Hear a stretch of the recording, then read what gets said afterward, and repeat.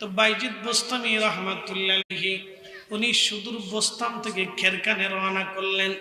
তো খেরকানের মানুষ শুনলো মহান আল্লাহর ওলি বাইজিদ বোস্তামি আমাদের দেশে আসতেছে।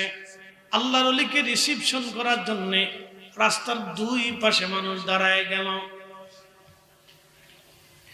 হাজার হাজার খেরকানবাসী রাস্তার দুই পাশে দাঁড়ায়া বাইজিদ বোস্তামিকে রিসিভ করার জন্য দাঁড়িয়ে আছে।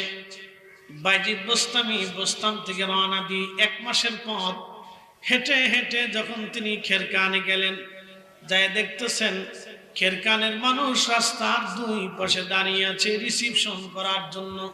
রিসিভ করার জন্য বাইজিদ বোস্তামি রহমাতুল্লাহ আলাইহি চিন্তা করলেন, হায় হায় সর্বনাশ, এত মানুষ যখন আমাকে স্লোগান দিবে বাইজিদ বোস্তামির আগমন, শুভেচ্ছা আর স্বাগতম, তখন আমার অন্তরে যদি একবার